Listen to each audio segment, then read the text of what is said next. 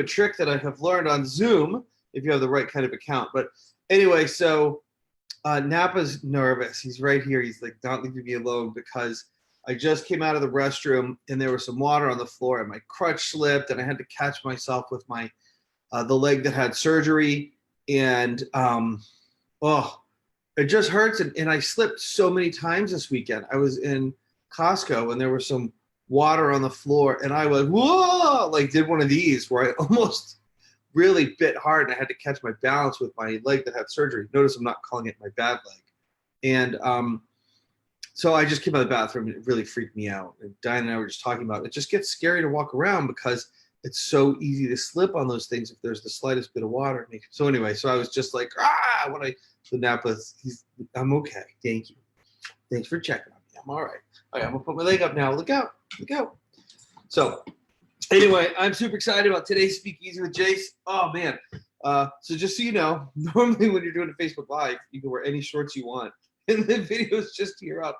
So as I pull the computer in closer, you'll only see my top and you won't see that I'm wearing my cutoff sweatpants shorts. that were made this. See, like this, it looks professional. Professional-ish, professional-like, professional light. I'm wearing professional pants. Diane's just all professional. She's professional top to bottom. Me just here up. So all the way up. So yeah, I am so excited for today's Speakeasy with Jase because I'm gonna do something never done before. I'm gonna do some screen shares and share some pictures with you guys from the event. We had such a good event.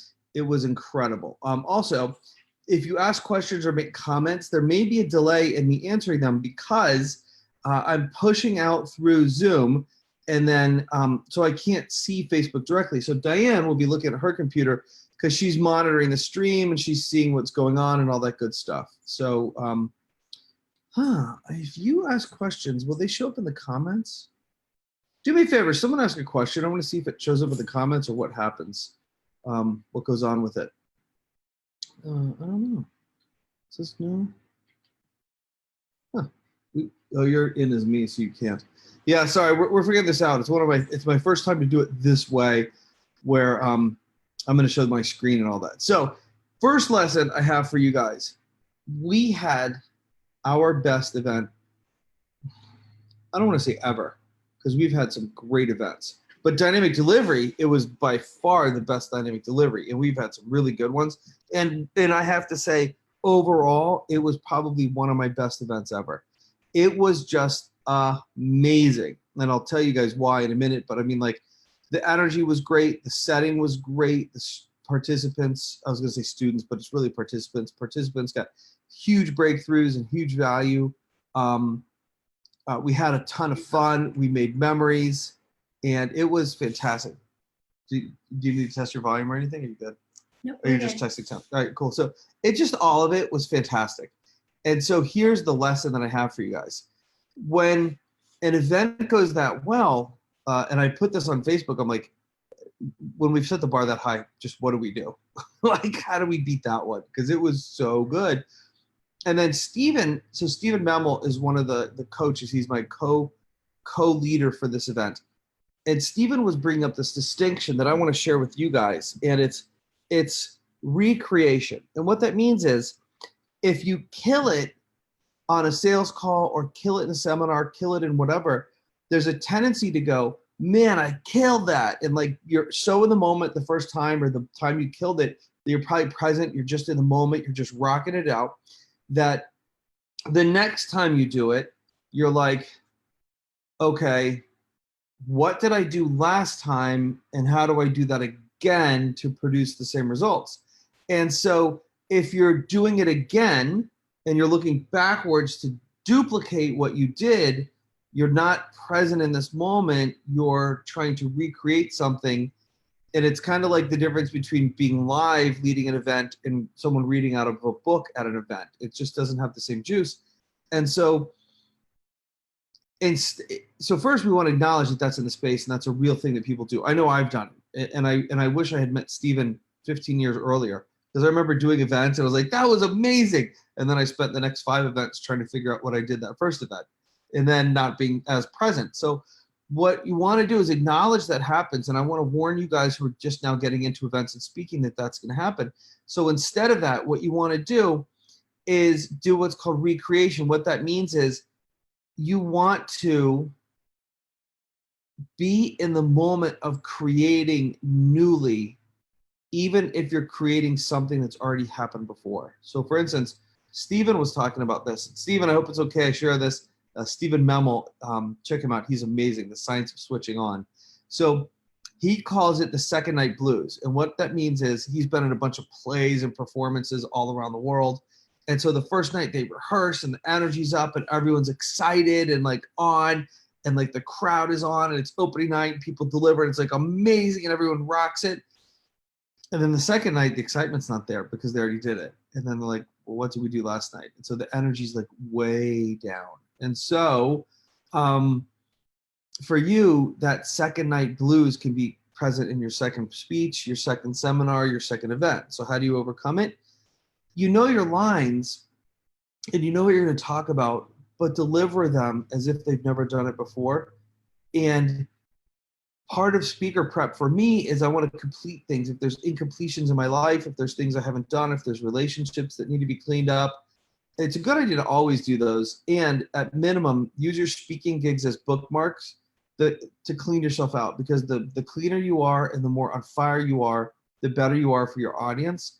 And so you owe it to your audience to do the work on you to be really present for them. And one of the ways to be present, get stuff completed. But part of what you get completed is how you did last time. And then you set last time aside and you create this next one newly. Now you can take lessons and ideas and stories and things that happen and put it in, but you're not recreating this.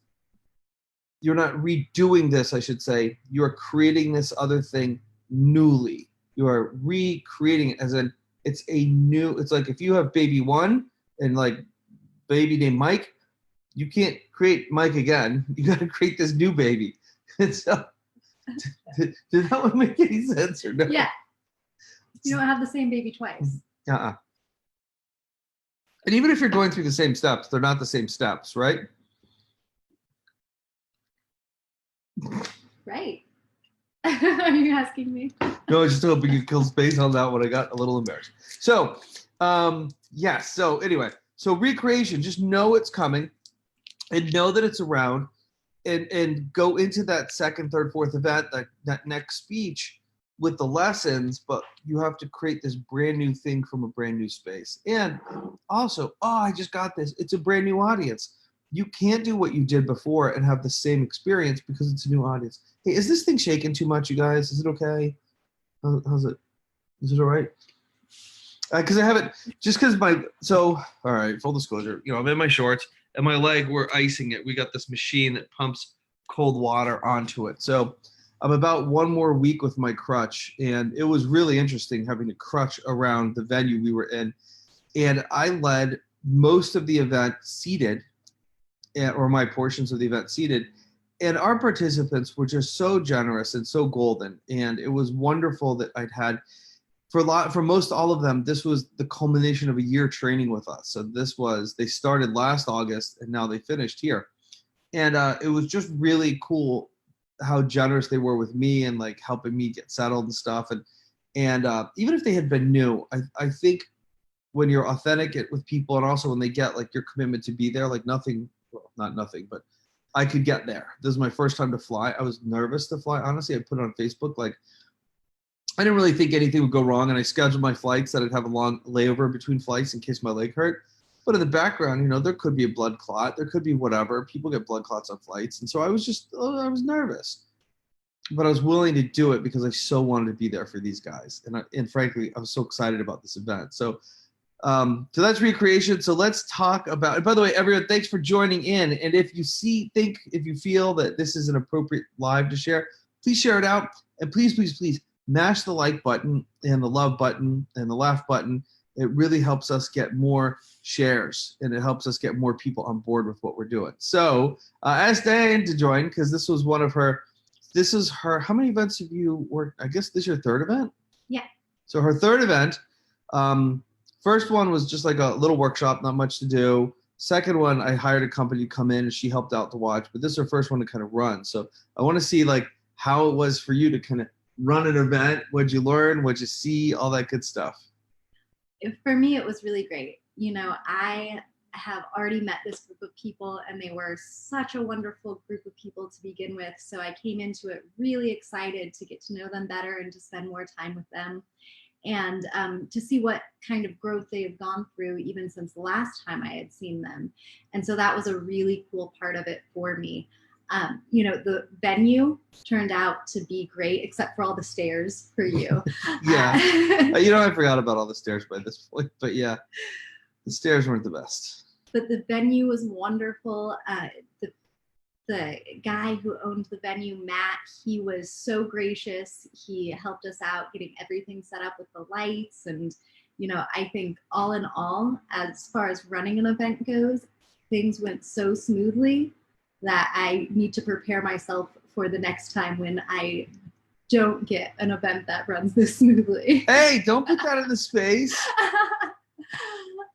It's not negative. I'm just accepting that, it was a very great gift to be able to not run it. Okay, just because one was great doesn't mean one's going to be bad. I didn't say that. I said that. I'm not talking to you. I was them, I'm sure. lucky to not have difficulties through this one. It went real. Actually, why don't we do this? I'm almost ready to screen share some pics with you. So why don't we give me a second, guys, and I'll show you the venue. So here's how this venue came about. So black belt speaker training is what these people were going to, and within black belt, we say there's 3 parts to a profitable presentation. There's scripting, delivery, and you. I'm thinking about calling it script, entertainment, and you, or content times entertainment times you. But for now, we're saying script times delivery times you equals impact squared. So script, you got to have all the right pieces in the right places. Delivery, you have to be entertaining, know how to work a room, work a stage, be authentic, get your movement entertaining, get people laughing, crying. And then you, what's in you is magnified on stage. And I'll note that when I talk about stage in a moment. Equals IQ, I squared, and what that means is income times impact.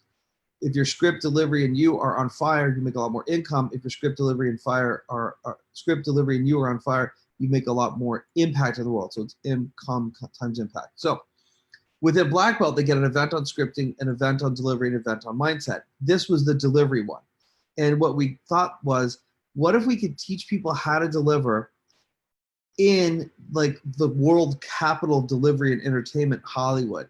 So Diane and I found this cool little theater we rented right. How far do you think we were from like the heart of Hollywood and all that? Like, we're about half a mile from the Chinese theater. So that's where, the handprints of Marilyn Monroe and stuff are. So yeah, Man's Chinese Theater was just a half mile away.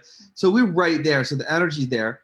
And so we rented this theater, and let me see if I can get this thing to show. Give me a second. So it took us a while to find the right theater, and we almost, you guys, trust your vibes on stuff, because we found one theater that we thought would work, and we're like, yeah, this will probably be good, but just there was a hitch in my giddy up. Like something just didn't feel right. And so then last minute we found this other one. All right, let me see if I can get this going. So, and we negotiated with him, and he gave us a pretty good deal. And so, what's the best way to do this is, yeah, here we go. So this is Oh My Ribs.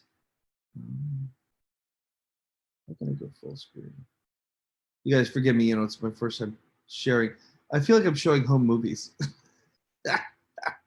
with you guys. View. Full screen. Boom. Boom. Cool. How does it look over there? So this was a place called Oh My Ribs in Hollywood. And evidently in Hollywood, they have these rows of theaters, and they're called black box theaters. And what that means is literally, so I asked Steven, because Steven's really into performing, and he like coaches actors and all this stuff. He's like, well, what they do is they take a theater and they paint it black and they rent it out. And sure enough, this theater was painted black. So the story of Oh My Ribs, I thought they probably served ribs, or they were a dinner theater, or they were laughing or something like, oh my ribs. But it's a story about when this guy met his now wife, and it's their labor of love. So if you're renting or you want to rent a space, let us know, and I'll hook you up with Matt. He was How cool was Matt? That was amazing. He was so awesome. So here's Matt and me. I'm pointing like you guys can see. Here's Matt and me. Can you see the mouse? I don't, No. no. Yeah. All right, cool. So here's Matt and me outside of Oh My Ribs. And this is just, I love his shirt, Willpower. So this is his labor of love to do this thing. And so we stopped by the first day, and Diane is up here getting to learn how to run sound and lights because he's not going to be around all day. But he was so nice. He included his projector, his sound system, a couple of mics, like everything. Give us this great deal, right? So he was talking about how him and his wife are having a vacation that weekend. And I was going to joke with him and go, hey, just leave us the keys. We'll lock up. And he's like, I'm probably just going to give you guys the keys to lock up. He said it before I even made the joke. It was so funny.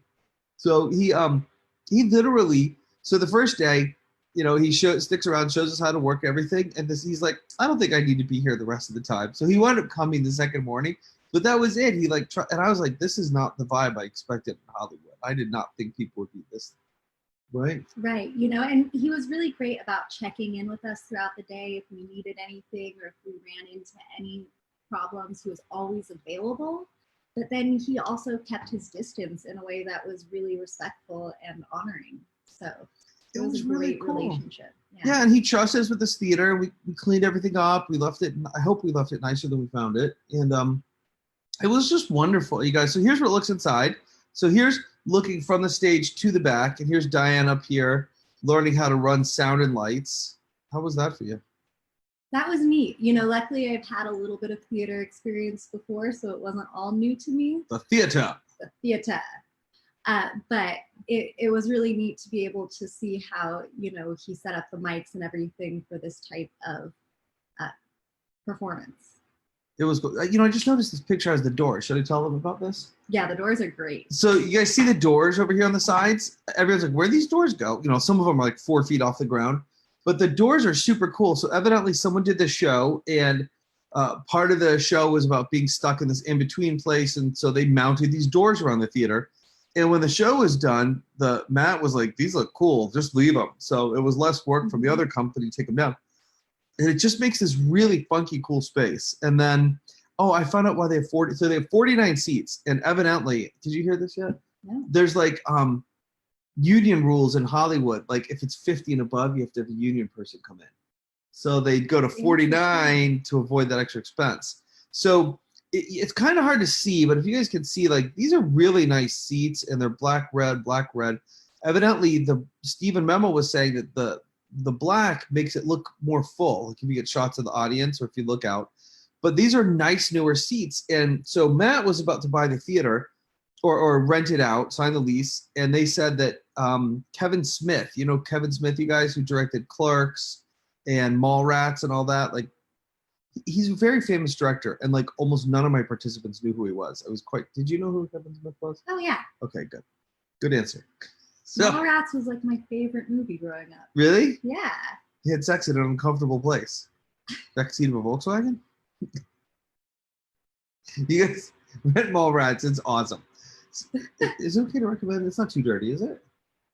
There's Don't one line that's your kids. Yeah, don't want it's rated R. It's rated R for sure. Yeah, adult humor. I probably liked it. Yeah. Probably along the lines of American Pie, like that level of. Okay, so let's move on. So Kevin Smith is renting the place, and he's going to pay cash to rent it for a year. And the owners are like, Matt, unless you can beat that, Kevin Smith gets it. So Kevin Smith gets it. But what's cool is we're hosting our event in a place where Kevin Smith hosted some things, and he did his podcast from here, and he did a bunch of videos and things from this studio, or from this theater, which is super cool. But Kevin put in those chairs, so the place got upgraded, and now it's this really nice, quaint little place. I love it. So here's Diane and Matt on stage, and what was Matt? Matt was like, I don't know. He was running wires or cables or something for us. So one of the things we did that I highly recommend you guys do, you always want to walk a place, test sound, test lights day before. So we went in the day before, because really no setup.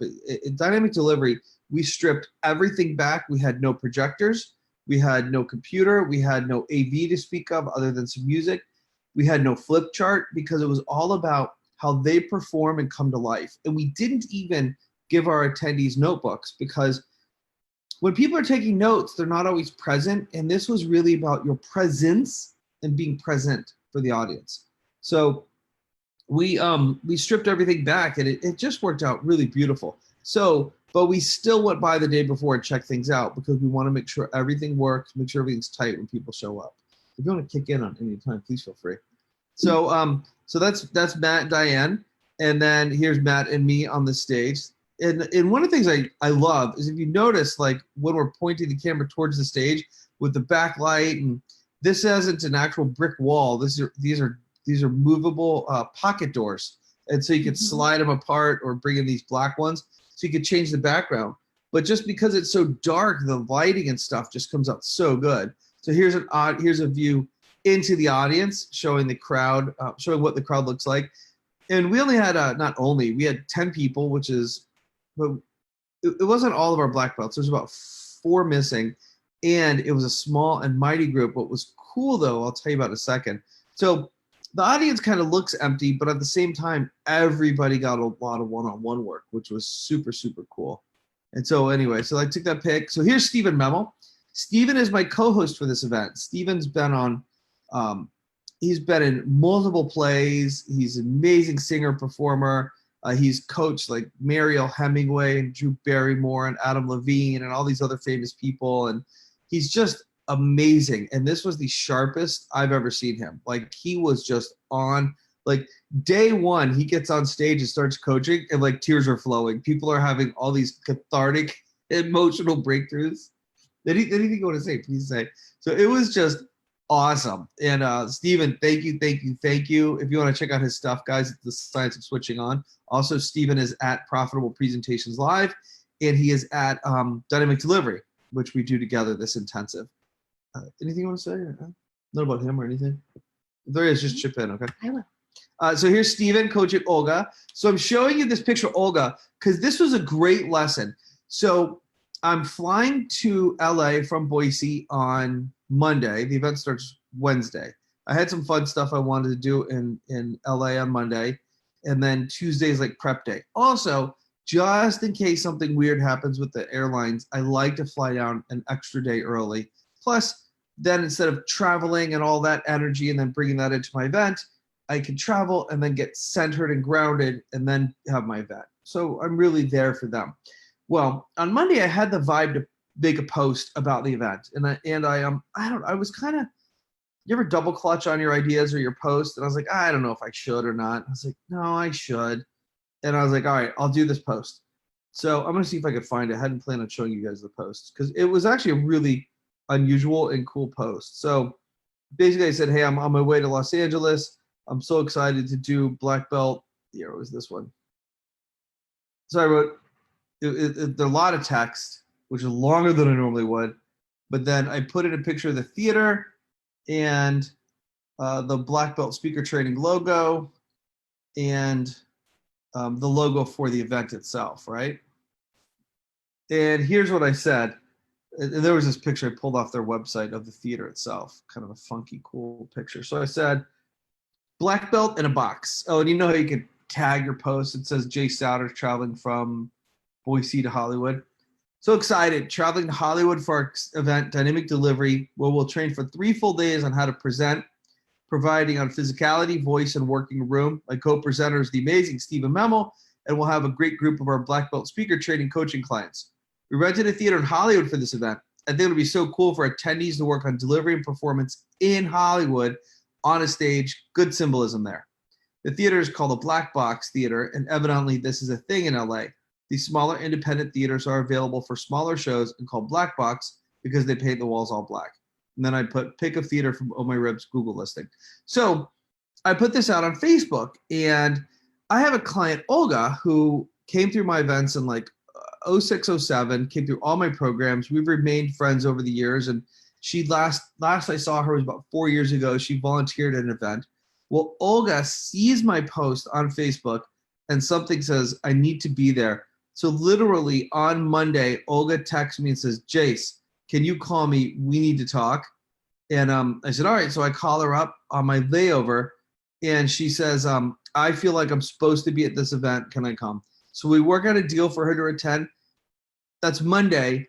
Tuesday, she flies from Vancouver, Canada to LA, and she attends our event Wednesday through Friday. And she needed this breakthrough around speaking. She got it within the first 3 hours of the event. So, multiple lessons here. One, we brought in some extra income we did not expect just from a simple Facebook post. So, tell people what you're doing and return phone calls quickly, because I called her literally on the layover. Two, keep in touch with old people. I've had a hesitancy to go back to old, like everyone says, your oldest clients love you the most. I guess they do. I really need to start. Anyway, three, Olga got a huge breakthrough, and my whole mission in life and my mission for my business is to help people have breakthroughs so they can live their mission. And because we were flexible, Olga got to get the breakthrough that's going to unleash her to live her mission. I think this was the exact, what you're looking at on the screen was the exact section where Stephen was coaching her and she got the breakthrough. Were you in the room for that? I was. Yeah. It was incredible. It was so cool. So we got to live our mission. And then really this event was just for, well, it had been designed just for black belts, but we let her drop in, and I did it because we had an existing relationship. But what I'm thinking now is I think people could pay just for specific events and come to just them. They'll get a much better price and they'll get the structure of black belt. But it was nice to have some new blood in the room. And I think, and people just welcomed her. And for me, it was a delight seeing her integrate with the group and like just overnight. And that's the community we have. And that, Yeah, it was amazing to see this group of people who've been working together for a year, and a new person came in and they just opened their arms and opened their hearts to her. And it was like she had been there all along. And that was really neat and unique to see. And that's the culture we're creating. And I'm not bragging on us, and I'm bragging on us. We're creating a culture of high performance. We're creating a culture of being awesome, and we're creating a culture of loving inclusion, because that's the world I want to create. By the way, I'm going to stop the share for a second. I have a big ask if you're watching this. And people who don't like affirmative action, plug your ears for a moment. This isn't affirmative action from a government. This is affirmative action from me. If I'm doing a hypnosis show and I'm lining up volunteers on stage, right on Diane's eyes, I'm lining up volunteers on stage. What I was trained to do is, if there's different ranges in the audience, if there's teenagers up to grandparents' age, get them all on stage.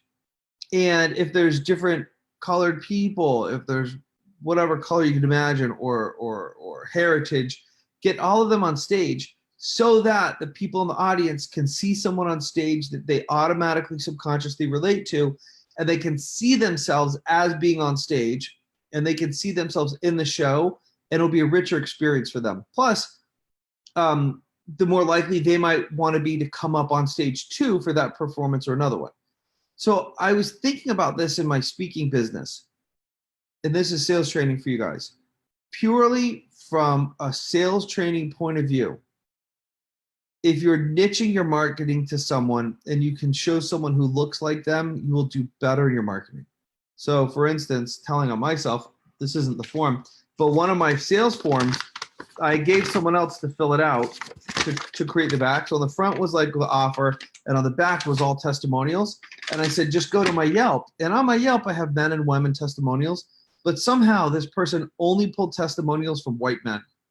And so this woman of color came up to me. I don't know the right phrase. Black woman, African-American woman came up to me one day and she goes, Jase. I go, yeah. She goes, what's missing on this? And I was like, holy Snikes. I had no women and I had nobody of any orientation other than white on there. One, that just sucks. And then two, from the point of view of sales, it really sucks because people couldn't see themselves in it. And you might go, well, people are people and they should see past it. Yeah, in a perfect world, that would be awesome. But it's not how it works. So here's my request for you guys. I need more women on my team. I have a person who's my right-hand person, woman, running the team.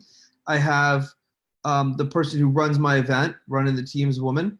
So like she runs the business, Doreen runs the event. AJ is Filipino.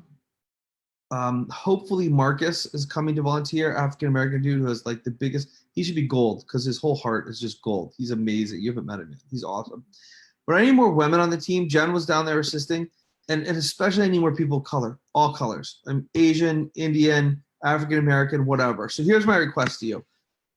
Get to my events, see if you like our culture, see if you like our vibe, get trained in what we're doing because we want to make our team all people who have been through the training and then come beyond the team. This is my affirmative action because I want to touch more people. And if you want to touch more people, you need to have demonstrated in your testimonials and videos more people. So I've reams of testimonials of Black, white, Mexican, Chinese, men, women, everything, but they're not all on the staff. And by staff, I don't mean work full time for us. I mean come and volunteer with us. So that's my huge request. And that's, if you're interested, ping us. I don't know what it would take to get you there, but I'll do it. Yeah. By the way, we're offering, I'll tell you guys about this. I'll just tell you right now. October 24th through 26th, we're doing Profitable Presentations Live, which is 3-day intensive on scripting, delivery, and mindset. It is amazing event. People have had huge, people have doubled and tripled their business out of this. So, and it's 3 full days. It's full content. It's $1,000.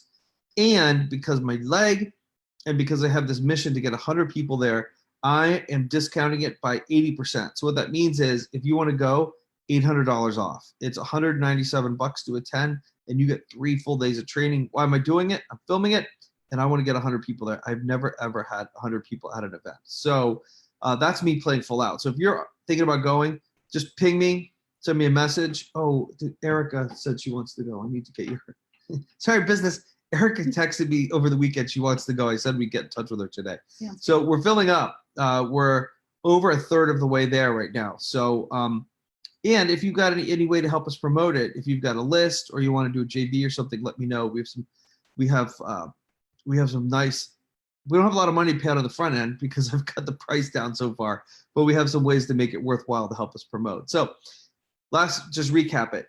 Awesome event coming up, 80% off. You save $800, world-class training. I don't care who you are, it's speaking or selling from stage. You will get way better at this event. Also, you're going to meet an amazing community that loves and supports you. And my request, if you are a woman or a person of color, please, please, please come. And there's no promise of guarantee. We're not offering paid positions. We're offering volunteer positions where you get to make a difference and you get to be trained more. I want to help more people get this training so they can help more people. And the way we do that is to have more people represented on our staff. So thanks for considering that. And let's go back into show and tell because I hope we finish on time. This might be a long one, you guys. I have so much more good info to share. Like so many cool things happen at this event. Anything you want to add before I share? No, I think we should go back to show and tell. So let's go back to show and tell. So here's Steven coaching Olga. And Olga had that huge breakthrough. It was so cool. So here's Linda Ipaye, who's here from Boise, Idaho. She's a realtor. She's also getting into energy work. But so this is from my iPhone, and it zoomed in. But can you just see how good the color looks, the lighting looks? Where'd you go? It just looks so good. I guess I can't zoom out. So it was really cool. And then she got to practice. And so she got to practice moving around on a stage, walking a stage, talking a stage. We had people come up with a poem or a piece from a presentation. And so she just did Humpty Dumpty. And it went from Humpty Dumpty sat on a wall to creating a metaphor of Humpty Dumpty falling apart. Should I tell him or should we keep it for Linda? I don't know. If you want training, get in touch with Linda Ipaye. She's on my friends list. So it became Humpty Dumpty sat on a wall. Humpty Dumpty had a great fall. I have no idea what's great about falling. Anyway, all the king's horses and all the king's men couldn't put him back together again. Why not? Because they're the king's horses and men. What do they know about putting something back together? And then we riffed off of this, and she got to learn how to spatially move a stage as she told it. But it was beautiful because she's a realtor, but also she's starting her coaching business with energy healing. And we said, and we got to the point where the analogy became, if you've ever felt shattered and like no one can help put you back together, it's because there's a lot of well-meaning people out there who don't know what the heck they're doing, like the king's horses and men. What does a horse know about putting an egg back together? And I will say with her too, she was one of these people when she first came up and delivered it, she was confident and she was cute, but that's what she left you with. You know, you're like, oh, that was cute, you know? But when she came out on the last day and really put it all together and delivered it with her message, it was powerful. And, you know, I'm sure for many others, but especially for me, it switched my perception of her from cute to just this empowering woman who was strong and brave, and it was really touching. Oh, I love it. Strong and brave. Yeah, Linda, you are strong and brave. So so then it became, you know, if you ever felt shattered and people couldn't help, it's because there's a lot of well-meaning, but it seems like they're just trying to grab a piece of you while you're down so they could, you know, make their own omelet. So, Yeah. and what I love, by the way, about group trainings like this is I came up with that, some other bits for Linda, and like, it's things that come out when we work live, especially with the group on a stage, because the energy is up and like magic happens. So then what we got to was, but there's a beautiful thing about when you're broken, because when you're broken, the first step of energy healing is we've got to pull the toxins out. And so by being broken, it allows space for the toxins to go out. And the second step is putting good in. Well, you have space for the good to come in because you're broken. Because instead of having the armor up, there's space in the armor so we can put the good in. And then the third step in her coaching was alignment. We put you back together, but we put you back together in such a way that you have alignment in your life and you're stronger than you ever were. So we take this goofy, you know, Humpty Dumpty analogy and make it this powerful thing about energy healing. And it was just like, it so hits. It's just like, boom. So that was Linda. I'm not going to show you everybody, but here's the group. I have a kata that I created. I call it a kata. It's a structured way of taking the stage and beginning a presentation, because the two times you're going to be most nervous is your offer at the end and probably even more nervous at the beginning when you take the stage. So we don't want to just have the words you say scripted. We want to have the way you move scripted. So I'm going to teach you part of this at Profitable Presentations Live end of October, and then at Dynamic Delivery we drilled even deeper. So right here what they're doing is they're practicing taking a stage, and they're at different places because they're all practicing at once, how to have the right physiology, the right energy. And then we even went through a process of what's all the things I do the week of a presentation to get myself in the right headspace and the right heart space. All the things I do, including watching funny movies, massages, but then deeper, how do I clean myself out, and what subconscious things do I do to get myself into a state to where I can really love and serve that audience without being self-conscious and being fully over here with them. So we go through all of that, and then we do the physical practice. You look like you want to say something on that, no? It was really cool to watch these guys too. They, like, people went from taking a stage and being mousy and distracting to like owning the stage when they got on. So that was cool. And then, so here is my staff. This was awesome. So this is, oh, she's blurry. Jen Truesdale flew down from New Hampshire to help out. And Jen is one of my heroes. She has brittle bone disease. She's broken over 70 bones in her body. I've only broken one. Yeah. She's 70 times as badass as me. And sorry, she's blurry. I need to get a better picture to put it next time. But she flew down on her own dime to support the event and to be a part of this and to love on people and to get trained. You guys, there's steps of evolution. There's going to the event and you're like, holy crap, wow. Then there is going again and being like, all right, it's integrating. I understand what's happening. I'm getting mastery. And then there is, you step on this side of the table and you get on the team and you help create the space for others, and you grow faster by seeing what others are doing well and not doing as well as you. And then you also get to meet the other speakers, coaches, trainers, and have conversations that elevate you. And then the next step would be on the team and teach a part of the event. That's the path I went through. That's the path Jen is going through. She helped us do some sales this weekend, and she got to be, this is her second time to volunteer, and each time she's elevating because she's on this side of the table. There is a magic to be on this side of the table. I think the two biggest things is you see what other people are doing negatively, you see their limiting beliefs, and you go, why are they doing that? Oh crap, why am I doing that? And then the second is when you're an attendee and there's a speaker, there could be a loving relationship, but your attendee, their speaker. When you're staff and their speaker, you're now on the team, and maybe the speaker needs a ride to the airport and you get a half hour alone with them. Maybe the speaker needs a coffee and you get to be that person, or you get to just hang out and goof around. There is a difference, and the staff goes to dinner with speakers a lot of time, not everybody necessarily. So real magic. Anytime you want to chip in, just chip in, okay? I keep feeling like you want to say something. I'll No? say something when I want to say something. Okay. All right, cool. So that's Jen. And then here was magic. This was like, and this is something I'm going to take forward forever. So I had this vibe.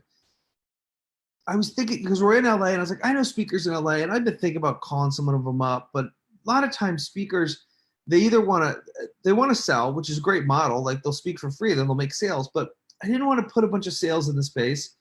And I don't know, I wasn't sure. And then the week of the event, I'm just like, it's the night, like Monday, the event starts Wednesday, like Tuesday, I'm like, I feel this thing, like, Jase, do it.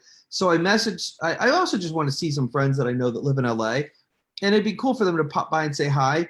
So I messaged some people, and I had 3 people say, yeah, I'll come, I'll speak, I won't sell, and I'll just contribute to the group. So the first one is AG Morishida. And so AG came by, and I met him like probably 10 years ago, but we haven't really gotten to know each other well. And it was almost like a God thing. Like, God, have I lost the stream, Diane? We're still here. Okay, we're still here. There we go. So AG came by, and he just shared his heart and what he's up to, and it was incredible because we are so aligned. So AG now has this thing called Movement Makers, where they're teaching people how to create a movement. And one of the things he said, this is really critical for you guys, if you don't have a movement, you will be irrelevant. So I teach people, and I hadn't put in the phrase of a movement, but I teach people you have a God-given mission only you can do, and it can be fulfilled and funded by your business. Well, really what I'm saying is you have movement inside of you. So AG has an event coming up in October. I'm going to go to it called Movement Makers. And it's going to be, he brought this just lovely, it was like, he brought love into that room and calmness. So what's funny is he's an extrovert and he doesn't get things done, but he also can be introverted. But he just was so heartfelt and loving. It was incredible how great it was. And one of the things I learned from him personally, AG, I have to give you a big thank you on this. He talked about how he was raised Buddhist and he found Christianity later. And so he's this real nice blend of East and West. But unapologetically, he gave credit to God and the Holy Spirit for where he is and where he's going and how the Spirit directs his business. And I realized I had been holding back on that. And so for you guys, I want to apologize. I had to apologize to one of our attendees because one of the attendees doesn't really believe in God, and we've talked about it. And I want to make a space that's safe for everybody. What I realized after AG talked is this attendee was sharing that they were having this horrible day one day, and the closest they've ever felt to the supernatural is they just screamed out and they're like, if you're here, I need help. And like they heard this voice say, we've been waiting for you. And why I apologize to you guys is I want to create this safe place for everybody, but I have not fully spoken my truth about God. And my truth about God is I don't care what religion. You could be Muslim, you could be Hindu, you could be trans, you could be, I don't care what you are. God loves you. Like, she's my right hand and she doesn't have the same beliefs as me. But God loves you so entirely. And throw away religion, throw away like how church is quote unquote supposed to be, throw away boring church you went to as a kid, throw it all away. God loves you and he proved it with Jesus. And there's a Holy Spirit that can inhabit your body and help you through any time. And it says in the Bible, I can do all things through Christ who strengthens me. Another interpretation is I can endure all things through Christ who strengthens me. And so for what that means to me is literally Jesus flew and he came back from the dead. Well, he really never died, but brought people back from the dead. Physically, one day we're going to have the capacity with just this and this to do things that today would be seen as a miracle. But also it gets us through the really tough times. And what gets me through the tough times and has me love people and has me perform better is what God's done in my life and the Holy Spirit through me. So for instance, I really feel like it was the Holy Spirit that Tuesday was saying, message these people and get them to your event. And so I was on the phone with AG for like an hour planning it out Tuesday night and planning out stuff with other guys even more. And it was just like AG came in. Well, let me ask you, Diane, what was the experience of, did you get to see him? Were you in the room? Because she was like having to run errands during the event and stuff too. I only got to see his Q&A portion, but I think the thing that I remember most about AG is when I had left, there was a high energy in the room and it was great. But when I came back and he had been speaking, it was calm, but just an abundance of love in the room and a really open connection. And I could feel that right from when I came in the door. That's how I felt. Yeah, totally. And it was AG, I love you, thank you, whoosh, you're awesome, I'll be at your event. It was, you guys, it was just so cool. And I'm gonna share it. So he was there because of the prompting of the Holy Spirit, right? And so then Eric Swanson I had been messaging with, and I didn't know Eric that well, but I just had a vibe and I trusted it. So he came in and Eric rocked that room. And AG's like calm. And so Eric was also like, what? How would you say Eric's energy was? Eric had me all over the place. I mean, he was very connective at times. At times, he had me almost nervous because he was jumping around and climbing on things on stage. And then he would switch it up and he would have you laughing and he would have you crying. And he was a really interesting, captivating roller coaster of a performer. Yep. And it was phenomenal. Yep. And so AG was a speaker trainer, and now he's like doing this movement makers thing. Eric does some speaker training, like one-on-one stuff. He does more an event where you can get on stage and speak along with today's top speakers. So you get to say, I have shared the stage with, and if you either ping us, we can get you special pricing for his event. It's like a pay thing. And then you can also go to his event where he has these world-class speakers. Eric speaks like 1 million people a year. And so Eric drove 2 hours to come and speak with our 10 attendees. What does that say about his heart? Either he's really hungry or he really loves stage time, or what I believe is those, plus he has a heart to serve.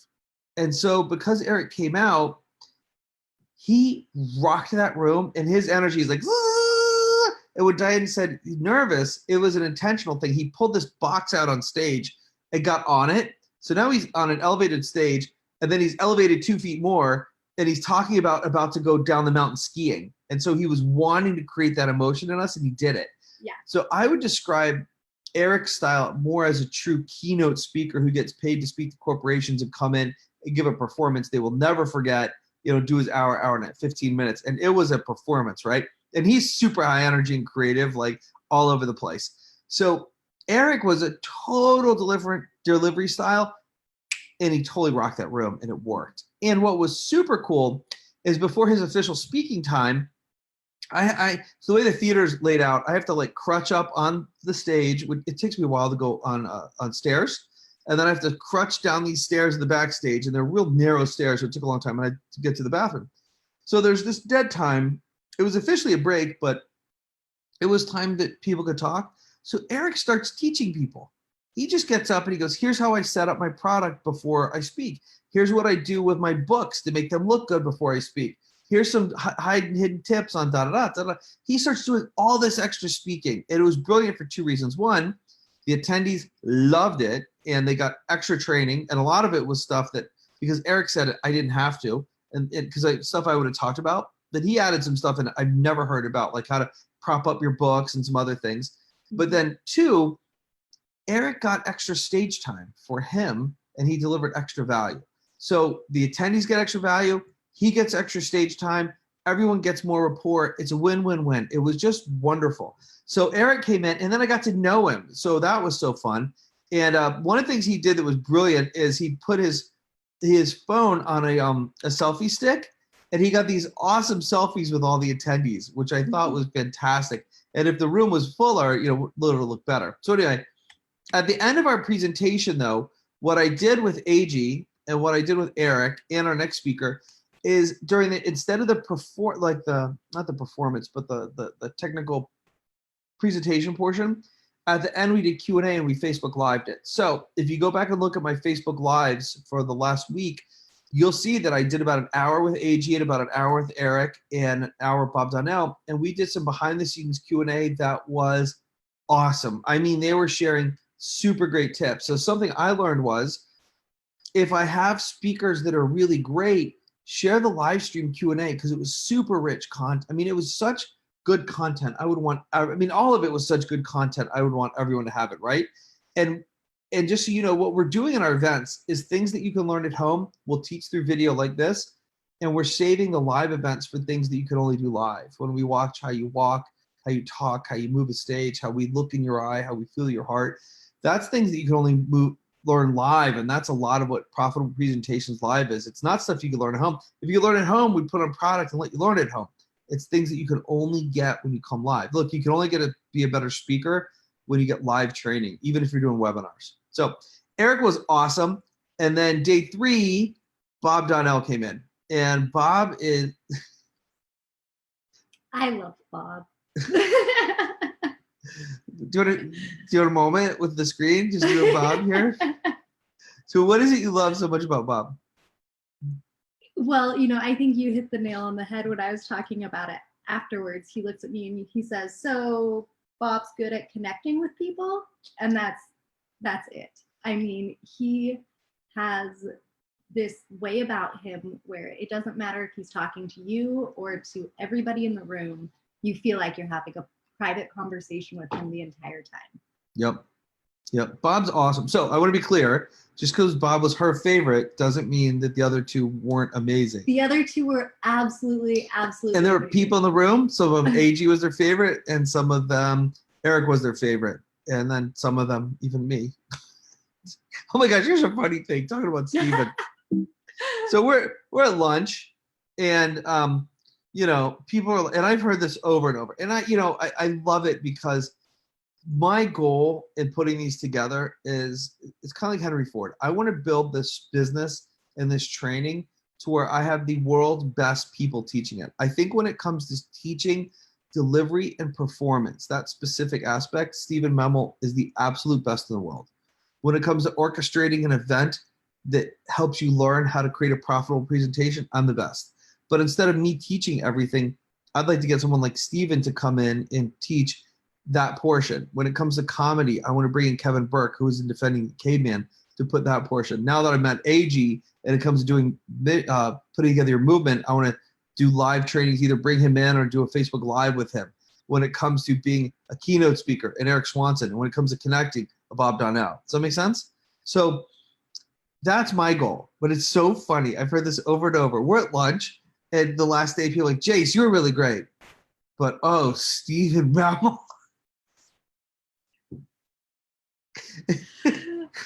I can't tell you how many, and you know, thank God I've done enough work on my ego to be humble, because Stephen, I'm like, shut up. That's awesome. But that's why I bring him in. I bring in the best because I want my attendees to have the best. But it's just so funny. I've heard this over and over. And then like how she's all in love with Bob. She's like, Jase, you're great. But Bob Donnell. Well, I was thinking about this too, and I was thinking about it more in the analogy of Santa Claus. You know, when you get an awesome gift from Santa Claus, a kid doesn't yell out, "Yay, Santa Claus!" They yell out, "Yay, bicycle!" or whatever the gift is, you know, but underneath it all, you are our Santa Claus. You are the one bringing us these wonderful, wonderful gifts. And we're very excited about them. They call me fat. You shaved your face. I shaved by accident, you guys. I was cutting videos to promote the latest event, and like my mustache will come here, and I was like thinking about cutting the videos, what I was going to say, and I went up too high, and it created a pencil thin mustache. So I had to shave my whole everything off for the video. So, but it's coming back. It'll be back. So anyway, no, that's a great example. Just leave in the comments if you'd like him to grow the beard back or keep it shaven. I mean, yes, we'll take that grow into the beard, account. not shave. Grow the beard. You like shaving? I like shaving. I thought you liked the beard. I've never seen you without a beard until you shaved your face this time. Oh, that's right. Yeah. Was it when you picked me up when we met in Hollywood? Yeah. Oh yeah, I picked her up from the Starbucks or whatever coffee shop, and she's like, "Is that you?" Yeah. Anyway, back to the point. So Bob Donnell looks like Santa Claus.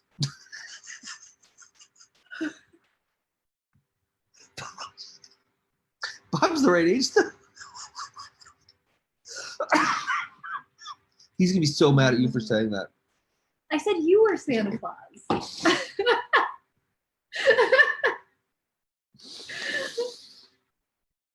Almost bit my iced coffee. Okay, if you're wondering what's in here, it's iced coffee. So, with a shot of Bailey's. No, I'm just kidding. It's just iced coffee. So, no, I do get it. Thank you for the acknowledgement. But this is really what I want to move to. And then when I was also doing that call for action, where we want to get to, and it's called black belt speaker training. We have pins people get, and when they first, it's a microphone, and it's wearing a white belt. And then are any of them handy? Yeah. And then as they progress, they get yellow, orange, red. And so in black belt speaker training, there's literally a progression they get as they move up. And then what I'm going to do for do you have a couple colors? Awesome. And then what I'm going to do for our speakers, we're having special pins made that they can only get by speaking and being a part of our team. So like here's a yellow belt. And then here's a green belt. You know what's cool? You notice something about the head of the microphone right there? What do you notice? It looks like a globe because your speaking is about changing the world. Really, speaking changes three things. It changes your business because you make a lot more money. It changes your clients' lives and the world. And then it changes you. Who you become is who you've always wanted to be. So bring it back to our show and tell. Bob Donnell was amazing. And Bob has this like calm, but like super intentional delivery style. And Bob's been through some crap in his life and he shares it. And when Bob shares what he's been through, and you get how loving this guy is, he erases any excuses to be, let me rephrase that. He shows you that no matter what, you can get over bitterness and hurt and be a loving, connected person. Bob, it's public knowledge. Bob had a child die and he saw her die in front of her in a car accident. He saw her die in front of him. And he did CPR on her, but she passed, his little daughter. And he went from that to spiraling down to figuring out, all right, what's life about and how am I going to live my life and how am I going to contribute? And he wound up staying the entire last day. He stayed the whole day. And here's the amazing thing about all three of these guys. And I got to give props out to all three. Do you know how hard it is to be a speaker and to sit in a seminar room and not say anything? It's exceedingly difficult. And all three of them, when they came in, they were humble enough to say, you hired Jase, you came in under Jase, do what Jase says before you do what I do. And they came under the umbrella and the authority of the room. And then from that space, they delivered amazingly. Like none of them took it like, look how great I am, everyone else sucks. They came under and supported what we're doing, which was just beautiful. And then Bob hung out the last day and he helped do some coaching and training on people's delivery as well. So it was super cool. Bob, when I get my special, AG and Eric, when I get my special pins, I think what I'm going to do for the speakers is get black belt or with a mother of pearl tip or opal tips, or maybe the whole belt will be made of mother of pearl or opal. It'll be something special that you only get, like super exclusive. You can only get it by being on the team. So this has been a long one, but we got more to share. If you're watching, we'll post the replay up and we'll put a YouTube link and stuff like that so you can watch it if you can't stay for the whole thing. By the way, Linda likes your beard. Oh, thank you, Linda. Good answer. I think people are nicer to me when I have my beard. I've noticed that, or maybe I grew the beard when I moved to Boise, and the people here are so nice. So, all right, so let's go. So here's Bob speaking, and he's just like, his delivery, look, he's just wearing t-shirt, pants. His delivery was just like, all of them were great. It was really cool because AG's like real centered, and here's your mission. Eric's like super high energy and making us laugh and cry. By the way, Eric had me laughing nonstop because I love that all over the place humor. Yeah. And then Bob comes in, he's just like, well, let me talk to you. And then he's like, says something, you're like, zing, where am I not living? Like one of Bob's great lines is, what is permissible becomes inevitable. Just great. So here's a lesson I got out of having these three gentlemen on my stage. And it was this. One, trust the Holy Spirit. If you don't believe or have the Holy Spirit, trust your vibe. I really feel like it was God and the Holy Spirit said, Jase, bring these guys in. Have them be a part of your event. Two, the big thing I got was these guys are world class. And they brought so much to the room beyond what I could have done. So what I got was if I get other world-class trainers on my stage, it elevates the entire event as long as they come from the right place. Third thing I learned was all three of these guys, LA Traffic, you heard of LA Traffic, they all drove minimum hour and a half, probably 2 hours to be there. They did on their own dime without selling. Now, of course, someone in that room might be interested in following up, but we were doing no formal offers. They might make some sales. I really got how they had a servant's heart, and it made me look at, okay, how willing have I been to just speak at other events and purely just give? And I think I have, but not to the level they expressed. And then here's a lesson I got for someone else. I'm going to do my best to keep identities as quiet as I can in this. I'll just say this. Should I say the industry the person's in? All right. So I have a bunch of people in my room who are speakers on their way to being speakers. They're all doing presentations already. And there was a person who lives in LA that I work with that helps me become better on stage. Every single person in this room was this person's ideal client. And these people in this room, some of them have $1 million businesses, some of them have multi-$100,000 businesses, some of them making very little. But by and large, that room is a very qualified room with money to spend on their business. And this person, I think, has been burned in the past, and I was offering this person stage time. And if they made sales, I wanted some kind of a commission or a piece or future work and trade or something. And then I got to the point, I said, look, just come in and speak. I want these people to have your info. You're so good. And they would not do it without a fee. They would not do it without some kind of guarantee.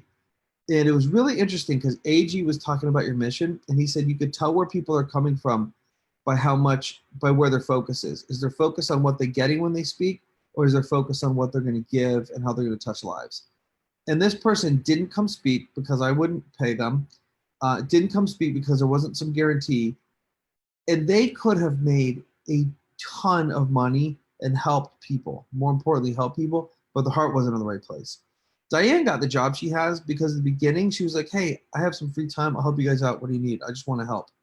And I was like, that's the heart I'm looking for in my business. And I remember I was thinking about this morning. One of my first mentors, we're out to dinner one time, and it was kind of when he was negotiating with me to speak and work for him. And I thought maybe this was a negotiation tactic, but we were talking about how to succeed in life and business. And he goes, Jase, what you do? He's like, well, here's what I did. Give it away until you can't give it away anymore. And I was like, what? He's like, yeah, just give it. Just give it away until you're so busy you have to charge or that people want to pay. And I thought, you're just saying that because you want me to work for free for you. But now I get it. And that's marketing 101. You give great content, you give great info until you have such a following and you're so busy that you have to charge. And then as you charge, your prices rise and rise and rise and rise. And just so you guys know, Black Belt, we've increased Black Belt by almost 50% in the last year. And it's going to go up more if you're thinking about coming, join Zoom, because next year it'll be almost twice as much as it was a year ago. So my point is, as you get more in demand, you raise your prices and you keep getting the better clients and the better clients. But at the beginning, you need to just speak anywhere and everywhere. You need to just give your content away. And this person didn't. And she didn't make the money she could have, and she didn't make the impact she could have, which is the real tragedy. And these three people did. So the lesson I got is get the right heartfelt people on my stages that can contribute massively to my audience and then have a message that's a fit for my audience. And my audience will love it more than just having me. And it just like these blinders came off. And then it's helping their business by putting them on my stage. And then how many more stages can I get on when I'm willing to just speak and rock that crowd with no sales, with just contribution, and somehow it will come back. So that's where I'm super excited about is I'm so ready to get out there and speak, especially having been cooped up for the last 6 weeks. This is my first real speaking gig, and since before I broke my leg. So I'm excited to get out there. So, all right, so some more teaching. So now we're going to bookmark that. New topic, and that is creating moments for your attendees. So this was after day one. This is Marianne, lower left. Marianne's from Canada, and there's Linda from Boise. Here's Dr. Avis Attaway. And where we are is on Hollywood Boulevard. So we said, hey, if anybody wants to, I didn't realize how many of these people had already like been to Hollywood and stuff, but we said, hey, if you want to come do some touristy stuff, we're going to go do touristy stuff. So we went to Hollywood Boulevard and we got to walk on the Walk of Fame. Sorry, it's blurry, but we got to walk on the Walk of Fame and see all this stuff. And we went to the Chinese theater. There's Meryl Streep's handprints, and we get to see all this stuff. And you're in the world capital of entertainment or performance and movies, and there's a little bit of inspiration. And one of the things that hit me as we're walking along is like, oh my gosh, I know so many names. Look how many people have entertained me throughout my life. How can I pass that on and inspire me to be even more entertaining in my hypnosis show and my speaking? So one of the things that I invite you and encourage you to do as you're crafting events is put moments into your events that people will remember forever, beyond just the event. So that we held it in Hollywood, allowed people to go there. We got to see the Hollywood from our theater. You could look over there and see the Hollywood sign. And then also, well, I'll tell you in a minute, but like here's I was going to mention a restaurant we went to last day, but like here's Tom put this on Facebook. What in LA, find a great burger place. So him and his wife got to go out and they had this really awesome meal, and down here is like this really funky chandelier, and just like they got to have this great experience. So if you pick cool places for your events, people get to have cool experiences, and you want to make that a part of it, not just because they're going to put it on Facebook and share it and it makes it more remarkable, but because you're giving people memories. You know, at the end, what do we have? We have the contributions we made. We have people's memory of us and our memories of our life. I read a great quote. I don't remember who said it, but it was, live a really great life so you can enjoy it twice, once while you're living it and once when you're old. And I was like, that is a great quote. So you can really add to the quality of people's lives by giving them cool things to do. So I want to talk a little bit more about my staff. So I showed you Jen, who flew in. Liz Bull came in, and we hired Liz to do energy work with people. Energy. So Liz, we would start every day. The energy might be like, zzz, people are nervous, whatever. And Liz would do this clearing. And she's my personal energy coach, which sounds weird, but like if I have an issue, I call and I have a half-hour call with her, and the issue's gone. And it gets me in state, so I'm really on fire for my audience. So I brought her into the events now to work with my people, and then she's starting to work with people one-on-one. So Liz would take the stage and do like a 15-minute clearing. The energy goes from this to just like, I'm ready. It was really, really cool to bring Liz in and have her do that. She flew in from North Carolina, and she was awesome. And so here's some of our people. We talk about memories. We gave out the pins. So do you have the pins? So when I talk about these pins, we track people's rankings. And so here's Hank coming on to get his pin. And so Steven and Bob and I awarded the pins together. Here's Avis getting her pin. What rank is Avis now? Let's see what Avis is. Avis looks like she's now orange or red. Avis is now red belt. Her next belt will be green. She's now a red belt. So we have white, yellow, orange, red, green, blue, brown, purple, black. And we may add some others in. So then here is Jeannie, who came in from Phoenix, getting her belt. And then here is a group photo. One of the things I love to do in my group photos is we normally take one like this with everybody smiling at the camera, and then we do a goofy one. And typically, my goofy one is everyone has a serious face and looks in the distance like a Greek god or model. I don't know why, but I always think these are better. I do want to point out how good everyone did, except for Avis is cheating and looking at the camera. Avis, we notice. But you notice Sarah and Diane are using Hank as a prop, which I absolutely love. What's really funny is Diane pointed this out from this picture. Oh, wait, Diane, where are you? I'm right there, next to Jen. Oh, there's another one where Diane and Hank are kneeling, and Diane comes up to like his shoulder. We're both kneeling in the same way, and I'm about yay tall on him. So then here's us at lunch. Now, this was a great restaurant. Yes, say more. This restaurant was called Grub, and we gave them a call, and at first we weren't going to go there because they were. But hold on, before you tell that. Oh, okay. That's how we found them. So remember I said give great experiences. So every day we would all walk to, there's so many restaurants, we literally, everybody just walk. And as a leader of an event, you don't have to buy everyone's lunch. If you're charging, our price is enough that it's a good investment for Black Belt, but it's not so high that there's huge profit margins because we're early, so we're keeping the price lower. When you get above, say, $30,000 a year, probably buy everybody's meals, but you still don't have to. So we just said, hey, let's all go to this restaurant. and they bought their own meals. And you might think, well, what's the big deal? Well, it'd probably be to buy meals for everybody there, $500. That begins to add up over a multi-day event, right? So we just said, hey, let's all go. But what we did is we looked on Yelp, and it had great reviews. We went to like 4 amazing restaurants, and they all had 4 stars and above on Yelp with hundreds of reviews. Yelp to the win. Like, you guys just start using Yelp. And if a place has 4 stars and above, especially 4.5 stars rating, and they have at least 300 reviews, that's a place to go to. Another place we went was called Fat Sal's, and Fat had like thousands of pictures, 1,000 reviews, 4.5 stars, amazing food. But their ice cream, they had these milkshakes. Like, for instance, the strawberry cheesecake milkshake has a whole slice of strawberry cheesecake blended into the milkshake. And here I am. Is it noteworthy? I'm talking about it. So we found this place, and we're going to go. And Diane did something genius. So go ahead. Well, I called them and I said, do you have room for about 16 people? And they said yes. And I said, great. We'll come in about 30 minutes.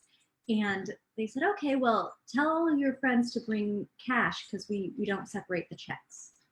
And I just said, oh, okay, we'll find some other place then. Thank you. And he said, are you sure? And I said, yeah, we're with a seminar and everyone's paying for their own meals. And the seminar is currently running, so I can't ask them if they have cash. And he was like, well, let me talk to my manager. And he got back on the phone with us and said, yeah, we'll go ahead and separate the checks for you guys. Yeah. And you guys, it's not like we were being jerks. It's just you get to vote with your dollars. And as a consumer, you get to ask for what you want. So she was clear. Like, we could bring you, I think we had 16 people. We could bring you 16 people for lunch, and we could really impact your daily rate or not. But we just need you to work with us. And so we did. And then this restaurant was great. Like, for example, just so you guys, so my straw isn't even in the cup. That's my favorite part of the whole photo. I was going to say something if you didn't. And it's still in its wrapper. And it's still in its paper, yeah. Because he's like, yeah, I'll take your picture. I wasn't ready for him to take it that fast. So, but it's just, oh, by the way, we had, look, a whole thing of straws in California. I was looking for turtles so I could throw it at them. Not really, I'm just making fun of California. So, so I do want to point this out. Hopefully she'll watch the live. Who's the one person looking at the camera? Olga. This was day cheating. Like, by the end of the day, she got it. But anyway, so these pictures goofy, but I love these. But the restaurant was great because this tea was like blueberry and iced tea mixed. It was like blueberry lemonade with iced tea. Mm-hmm. And that was just an example of what they had. Like, the back page of the menu was all funny one-liners you could use. Like, the whole thing was funny. They added all these like little quips and things to the ambiance that just made it a really fun place to go and had a good time. I don't know if they can see any of the signs up there, but they did have these just funny signs posted all over. Beer died of us 3 days already. Beauty life. Yeah, it wasn't all about beer, just so you know. Yeah, it was the back of the menu was even better because it had like little quips and pictures that tied in. So, but it is a great picture, you guys. Like, that's the kind of thing people show be remarkable. So we're talking about hold it in a place where they can make memories. Like, this restaurant was a memory making place. Being in the theater by itself was a memory making place. It was all just the whole event was so great. And so even more, I want to think about where are the greatest restaurants to go to? Where can we recommend people go? How can we set up fun times and experiences? The more you do that, the more memorable your event gets. If you haven't read Seth Godin's Purple Cow, you want to make your event into a purple cow. You want to make it noteworthy. So here's some more stuff to teach you guys or share with you. I went in town early, and this is one of my new shirts, and that's one of my new shirts. So I did the selfie in the bathroom to show my designer. So I met with a designer I love working with, and she has helped me find clothes that I can wear anytime, all the time, speaking, hanging out, hiking, whatever, and they look great, even at hiking with our newest round. But she pulled out this shirt, and I was like, I'm not so sure about that. And Diane's like, you should get that shirt. And so then I showed it to Avis. Avis like, I love that shirt. Everybody show's like, I love that shirt. So I got it, and I trust them. So this is where I was coachable because I wasn't going to get it, but my coach said to get it, and Diane said to get it. So I said, all right, I'll get it. And now I like the shirt, and I've got a ton of positive feedback. But I went in early, and I got probably 24 new pieces. So my wardrobe is set for the next 2-3 years. and it's a wardrobe that will pop on stage. It's a wardrobe that will look great on stage. And we got some real, what I'm looking for is I want people to get that speaking can be approachable, but also elegant, but also fun, but also casual. For me, wearing the suit does not work. And for most people, stepping into that won't work. But what will always work is being your authentic self and bringing out the parts of you that win. So got to meet with my designer. Sorry, it's like a bathroom selfie, but I didn't intend to show it on this. I just sent it to her to say, hey, I'm coachable. I wore what you told me to wear. It worked out great. Some other stuff. This was a memory that we didn't plan that was amazing. So we check into our Airbnb, and like a little group of us stay at the Airbnb. And one of the things I'm proud of where I am as a speaker now, there's not a big line between me and my attendees. It's they get I'm a human and I want to make speaking approachable. And there's a line in that I'm the instructor, and when it's instructor time, when it's class time, I'm in charge. But I'm not a human, and I'm in there with them, and I'm approachable, and that's how I want to be. Like Suzanne Evans really impressed me. I was at one of her events, and she has a like an expo area, and she was just walking around the expo talking to people, and I'm like, this is my first time to go to an event. She's a multi-100 person event. I'm like, you're the woman leading this event. You're just hanging out with people. I was really blown away, and it was one of the main reasons I joined her coaching program. So that's how I want to be. So I share my Airbnb with some people. Well, this Indian guy owns the Airbnb. What are you laughing about? Oh, just him. He was so unique. You can't forget him. You say this Indian guy, he was like the short older man with the long beard and the little hat and everything. He was just like a character out of a movie. Here, I could show people a picture of Patel. What was his name? Patel. Patel. That's right. Oh, I need a minute. Keep talking so I can find a picture of Patel. I can't believe I didn't put it. He would come over and he'd knock on our door, and he'd keep, almost every day he would come over and he'd keep talking to us about this flower, this plant, and this flower. And he even, we had just gotten home one day, and it was Jase's first time to be able to sit down, and he came over and he made Jase get up and come out into the yard, trudge out into the yard to show him this plant and talk about this plant. You could tell that this plant was just very, very, very, very important to him. And he kept talking about the scent, and he was calling it the fragrancy, but it sounded like pregnancy the whole time, and we were all trying to figure out. Yeah, he's like beautiful pregnancy. Yeah, I'm like, do y'all want a beautiful pregnancy? Be careful if you smell this flower. So this is Patel. Doesn't he? He looks like, so he was so sweet, right? He was so sweet. Sure, that like I don't know how long he's lived in America, but a long time. He still had a real thick Indian accent stuff. Yeah, and he's tells us about this plant, and like every day he's telling us about this plant. And we're like, this dude's like really into this plant, and we had no context why, right? Like every day he's like, I'm gonna do an impression because I want you to get the experience. So one of my attendees is like, I don't think it's polite to do impressions of other cultures, and maybe she's right, but you got to get the experience of him. And I'm not mocking him; I'm imitating his flattery. But he's like, well, Jesse. My name became Jesse. Oh, Jesse, this most beautiful flower, but it only blooms. So this is what it looks like when it hasn't bloomed, but only bloom at night. Only this flower only bloom from 10 p.m. to 6 a.m. Most beautiful pregnancy. And like every day he's talking about this flower. You're like, oh, all right. And so what was cool about this thing though was, I don't think I have a picture of the so the leaves. What was really cool though is the leaf was like an elephant leaf, right? Is it big enough you can see? Yeah. Okay, so like the leaf will come like this. But then instead of having a stem or a branch and then stems coming off, the other leaves would grow off of the main leaf. Very similar to a Christmas cactus. Yes, that's what I was thinking. What's a Christmas cactus? But anyway, so if you just picture, normally it's like a stem and then, or a branch and leaves come, stems and then leaves, right? But instead here's a leaf and then the other leaf grows out of it. And then if you could see on my screen, this like closed up flower thing, it's actually growing out of the end of a leaf. So there'd be a leaf growing out of a leaf, and then the flower, there'd be this weird stem like a gooseneck, and then a closed up thing at the end. Where's the flower that only blooms at night? So finally, so we have one of these in our front yard. And because he's like, it's going to bloom tonight.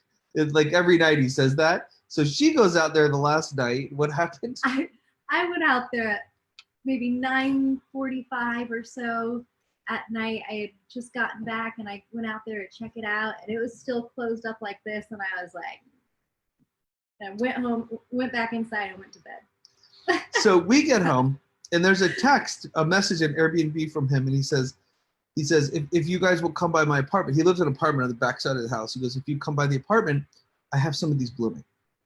And so it's really easy when I'm tired. We're tired, long day, a lot of energy spent. Yeah, by now it's probably 11 and 10:30, 11 at night. Yeah, it was like 10:30 to just be like, whatever. These flowers aren't blooming in the just cancel it, right? But I sent a message to my other people who are staying in the house and like, all right, let's go. And I'm so glad I did, because here's what this looks like at night. There's Patel, and here's what it looks like.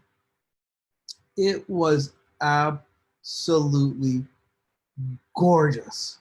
I mean, it was no kidding one of the most. So see this thing?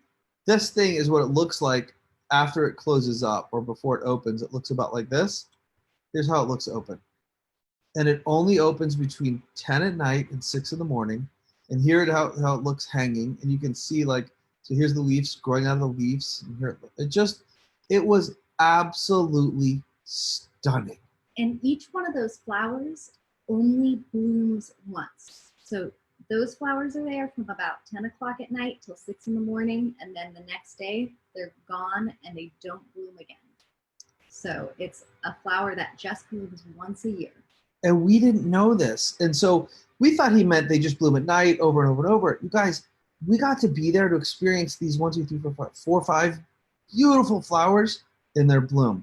And his story is like, I can't remember which god, but Vishnu, or one of his gods, he said that he was, I'll do it in his accent because it was richer. He's like, he was creating everything, and he was creating at night, and he wanted a nice fragrance. So he created this.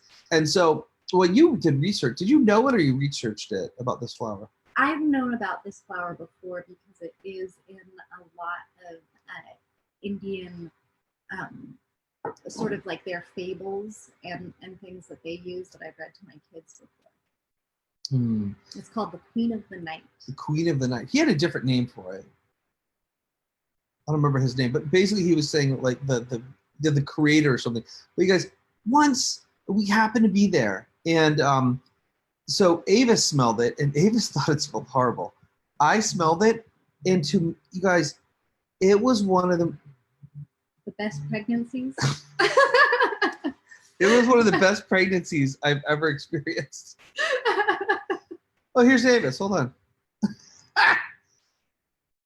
Hey, Avis, you're on speakerphone, and Diane is here. Oh, okay. Hey, Diane. Hi, Avis. I'm also holding you up to the camera. You're now on my Facebook Live. Oh, okay. Are you?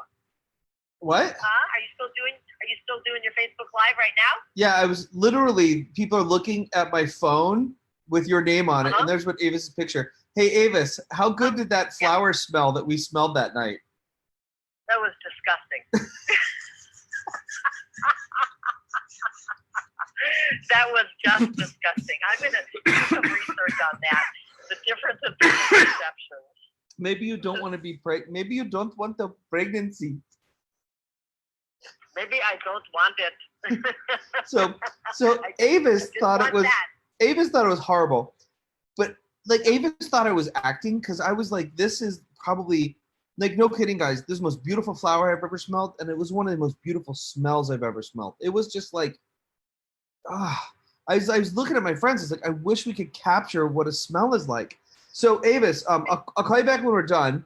But real quick, how beautiful was the flower? Oh my God, that was just the most astounding thing. It was probably about the most beautiful flower I've ever seen. It was like purity, you know. It was purity. The whiteness of it, and the delicacy, and it was amazing. I understand why it's sacred.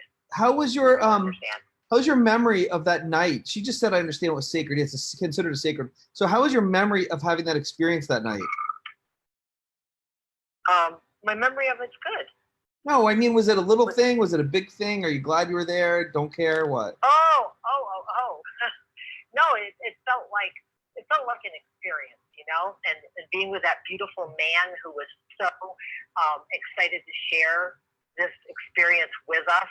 It felt like something special was happening, you know, like there was it had a sacredness to it. It's very cool. I loved it. Oh, that's great timing, because I was just saying you want to create moments for your attendees that they'll remember forever. I'll ping you when we get off. It won't be too long from now. Bye. Okay, bye. So, hey, this is the longest Facebook Live we've ever done. This is awesome. So it was just beautiful, you guys. And then here's Olga smelling it. And, she got some pictures to put on her Instagram. And by the way, things like that are great to share on your Instagram. It's a flower. But you guys, think about this. One night. And I used to not understand why people would make like these intricate sandcastles or like chalk art and this temporary art that could go away. But the more I'm evolving, the more I love it. It's like there's such an impermanence and temporariness to it that we had to be present at that place, at that moment, have someone who cared enough to share it with us, someone who took the time to message us and tell us over and over, and then we had to have the energy to go do it, that we created this experience that we will remember the rest of our lives. And there's something about that impermanence. I think it's why I love live events, because magic happens. Can you track this somewhere? Live events, magic happens that you have to be present to experience. I want to put that on the website, please. And that's, I think, why I told her I want to put that on a website. I think that's why I love live events, because magic happens and there's a temporariness to that moment that you have to be in that moment to experience it. But there's a permanence to, that's so good. There's a temporariness to the experience, but there's a permanence to the memory.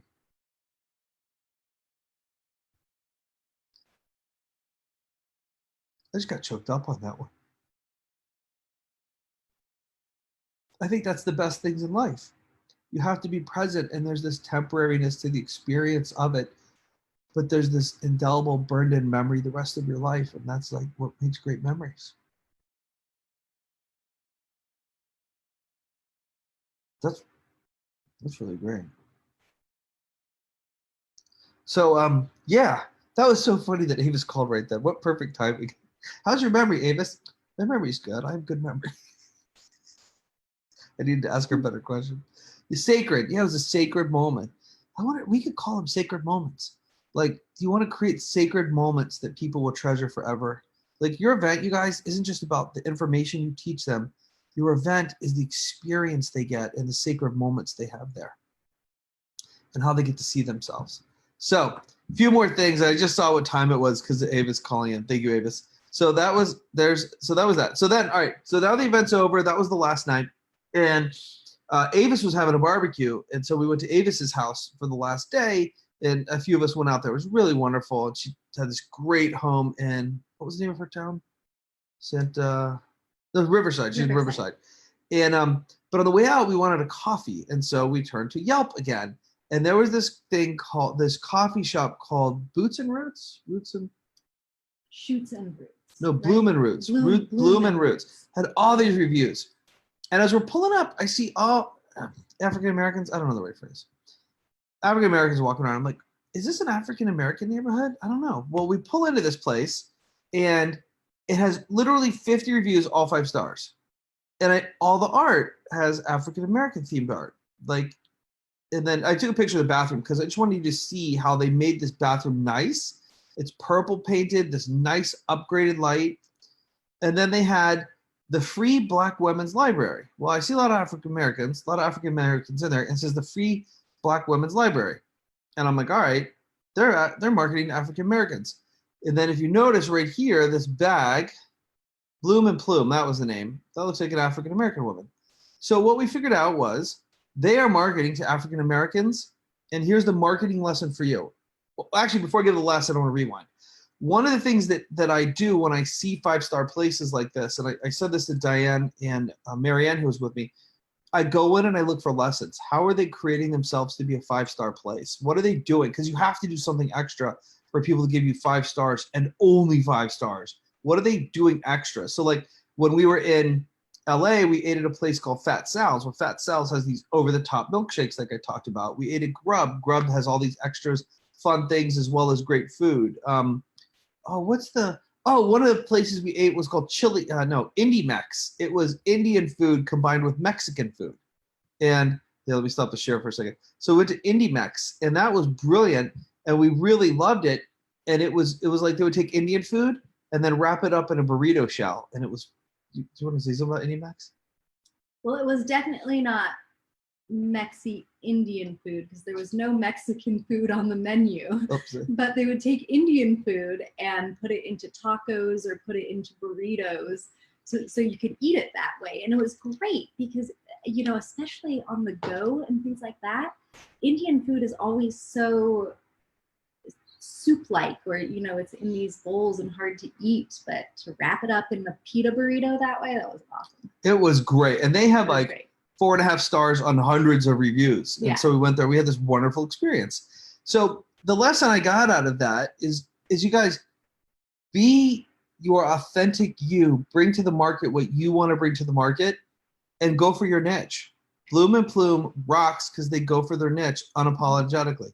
And not like they're being jerks, they're just true to it. So Chris Hardwick said this on a podcast years ago. He's like, you got something you're really into, and then you got something else you're really into. Maybe they're mainstream, maybe they're weird, but whatever those two things are, whether or not they seem to match, put them together, and there's people out there who will love that tribe. So here's the one I haven't put together yet that I'm so excited to. I'm really into Christianity and the love of Christ, and I think all the personal growth in the world without Christ is empty, and I'm really into personal development. And I think being a Christian without personal development, it creates a limited, hateful Christian. And then I'm also, and this is the part I haven't put into it, I'm really into hypnosis and hypnotherapy. So I believe that you could do like what seems like magic with a great hypnotherapy session. So I'm going to start putting those 3 together and bringing that out. And I'm trusting there's a part of the market that will like it. And I'll be in my truth. So for you, whatever your truth is, bring that out. So let's go to, it's weird. I have to kind of share it in a certain, for us to see, anyway, just the reason I'm zooming in and out of the thing is for Diane and I to be able to make sure that the stream is going. I have to see our stream, and it didn't work that time either. I have to have Zoom up and then share my screen and then go full screen. Otherwise, I can't see what's going on. Did that make any sense? Don't worry about it. Anyway, so Bloom and Plume, just to finish the thoughts on that. So they had the Black Women's Library, and then they had more Black themed art. But you notice how the place is painted super cool. It was just cool vibe, nice colors. And then they didn't have drinks. They had the drank ministry, which I loved. And so they just had these, and I love how they had Make It Black. Like just these little touches. Did you get any pictures of the plants? Besides this one right here? No, the ones when you walk in the door. No, I don't think so. So when you walk in the door, they had these huge things that were up high in the doorway of all of these plants coming down, just beautiful, beautiful, beautiful plants. And it was neat because right next door, owned by the same people with the same name, was a flower shop. Oh, that's right. Because we walked in the flower shop at first. They're like, did you want the coffee shop? Okay, no, you know what's funny? I didn't even notice the plants. Really? I was enamored with the colors and everything. Noticed is walking in under this drapery of hanging plants. That was just beautiful.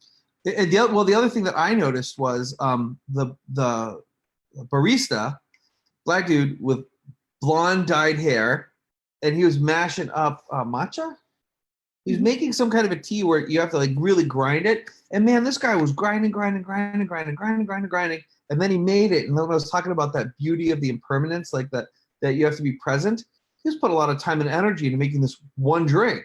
And I was like, what is that? And then he took the time to like stop everything he was doing, explain to me how it works, and he showed me the beans and all, like really great customer service. And they just created a nice moment for us that I could see why this place got 5 stars. And then what also happens is when you get that many 5 stars and you go in, the next person, unless they have a really bad experience, is going to feel out of line not giving 5 stars. I would feel weird giving them. I mean, I guess they were 5 stars, but because everyone else is and I had such a good experience, I'm for sure giving them 5 stars. Anything else on them? Nope. And then, it's California, so I took a picture of this because they have the all-gender restroom. And here's my official thought I want to put out. I'm going to say it on this live. I'm Christian. I believe in all that stuff. And I said this on years ago on a video, and I'm going to say it again. In the Bible, it talks about we're all parts of the same body. So some people are called to be the mouth. Some people are called to encourage. And they're like, what could the hands do without the feet? What could the feet do without the hands? We're all part of the same body. I'm pretty clear that what I'm called to be is the heart. I'm called to love people. And so all this stuff about transgender, I don't give a crap. Here's what I know. There's a human being, and either really that they really feel they're meant to be that other sex, or something happened to them. Like one person said they became transgender because they were looking for significance. I don't know. All I know is when you're in our events, you are loved and you are welcome, and we want you to experience God's love passed on to you and through us to you. And that's my official stance. And if you can't be with that, then that's probably not the place to come. But if you can't be with that, then you're probably not loving people as well as you could, So I'm glad they have it, and I just, whatever, just have it. We want people to feel loved and accepted. And really, let's suppose someone's doing it out of a core wound. The only way they'll get to the space of being able to deal with that core wound is by being loved and accepted. And now let's suppose someone's doing it because really they feel they were made somehow the wrong sex. Well, then who are we to tell them differently? Our job is to love people, and then out of there, let God handle it. So I just thought it was interesting they had that, and it was also very Californian of them. It was kind of funny. And then here's more of the art they had. I wish I had more places and more of the whole place. All right. We've shared all that. I'm going to take the energy down a bit. We talked about Jenny, and I was thinking about how high energy this woman is, and I did that Facebook Live where I shared that Jenny passed away. Well, when Jenny and I were dating, and even friends, she introduced me to this little town called El Segundo, California, and I just love this place. It's like Leave It to Beaver, and it's right near LAX. And we had this trip planned to go to Hollywood for a year now, and I've been excited to go. And my favorite brewery in the entire world is El Segundo Brewing, and we're going to go by El Segundo Brewing and visit it. Oh, we grabbed my new shirt. It's on the top of my hamper. And so I just was so excited to go visit El Segundo Brewing and have this trip. And then Jenny passed away, and this trip went from, yay, I'm going to go see one of my favorite places, to symbolically this became my opportunity to have a goodbye for Jenny, like a kind of a memorial for Jenny. And so we went there, and I just love El Segundo Brewing Company. I got a new shirt. I love it. They just have the coolest branding and stuff too, and it's just like fun. And I have so many good memories with Jenny and El Segundo in there. And so I got this picture of Jenny and her mom, and I hope it's okay with her mom. I didn't ask permission, but I thought it'd be a nice thing. We had bought these hoodies there that said El Segundo on the back, and I took this picture. So I took a picture that I'd taken before of Jenny and her mom. I was in it too, but I was kind of off to the side, so I cropped myself out. And I put these pictures on magnets. And the bartender, unfortunately, his face is covered, but he totally remembered me because we've gone there evidently every 2 years. There's like a machine where you can check in and it shows your history. So every 2 years we've been there, and we bought tons of swag there. And we always talk to him and have a really good time. So he remembered me. And I was like, hey, will this thing work? Will this thing stick on the wall, the picture? And he looked at it, and you think he saw what they were wearing? Is that why he put it up? I think so. So he saw it, and he puts it up, and then he takes it. And here, guys, right here, look. He puts it up behind the thing. So there's Jenny, and there's her mom, and I hope that picture stays up there for a long time. Just kind of and those shirts say El Segundo, is just kind of a memorial of, like Jenny. So this was like a time I said goodbye. And so I took this picture of Jenny and her mom, and I had a bunch printed up. And Diane and I went to like where Jenny and I used to eat, and we went to that brewery, and we just ran around to different places in El Segundo and took pictures. And one day when the timing's right, I hope it fits for her as a memorial. I'll send it to her mom, just kind of as a little memorial. And Diane and I went and watched the sunset, and I cried my eyes out for a while, and I finally felt like I said goodbye. And so it went from that celebration trip to kind of a goodbye trip. But it still trips me out she's gone. It still trips me out she's gone, especially with football season here, because we would text, and she loved Napa to pieces. They had this real deep connection. I keep wanting her to tell her goofy things he's done. And so it's weird, but it just brings it back home. You guys, we just don't know. We just don't know how long we have, right? We just don't know how long things are going to last. And we got to make a difference while we can. So I hope one day her mom will see this as a memorial and love it. And I just thought it was so cool that the guy put it up there. And he put it on the wall here, just see this, and then he stuck it up there. So I thought that was badass. We didn't even tell him why. So if you're in El Segundo Brewing, that picture's up there. And if you ever want the best IPA you'll ever have, El Segundo Brewing. So then I'm going to go back into teaching, and I'm going to wrap with one final thing. Actually, did I cover everything I promised I would cover on this call?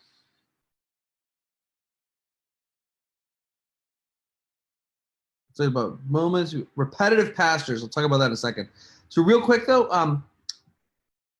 I'll just stop the live and then we'll go back into that. So one of the things I said that I would talk about is repetitive pastors. And what I mean by that is I was in church yesterday, and one of the things that really hit me with our training was some people want to be so earnest in their delivery. And by the way, totally new topic, leaving time, is that they become so earnest that they talk like this, and they are so earnest, and they're repetitive in the way they have their speech patterns, and they're repetitive in the emotion, and they might go from talking about something very serious to talking about something very light, but they are so earnest, and they want you to know how earnest they are, that they just get into this pattern.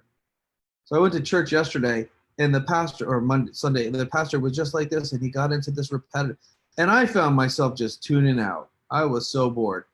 And so if you're a speaker, one of the things I highly encourage you to do is to learn how to inject tone, to sometimes talk fast, sometimes slow, to take weird pauses, and to really learn how to make your delivery in such that people will stay tuned in, not just because of the content, because of the way that you're delivering. Kind of like that weird pause I just did. And so if you watch me, you'll notice I have times I talk low and high, and sometimes I talk high and fast, sometimes I talk real slow, sometimes I'm choked up, sometimes I'm laughing. And those are authentic expressions, but I had to learn how to have that authentic expression in my delivery. Because if you don't, you just get boring, and it becomes a pattern, and the brain is physically, your brain is built to discover patterns and then put them in the background because it's a pattern. And if your speaking becomes a pattern, your brain will put you in the background. Can you please note that? I haven't said it like that before. I'll put that in the event. So you have to learn how to break it out of a pattern so that it's dynamic. So we did that with Danny, and here's what Danny shared. He just put this on Facebook. By the way, if you're a speaker, trainer, coach, author, whatever, and you're doing coaching and people post about you on Facebook, you want to screen cap it so you can then use it as a testimonial. Excuse me. So here's what Danny said.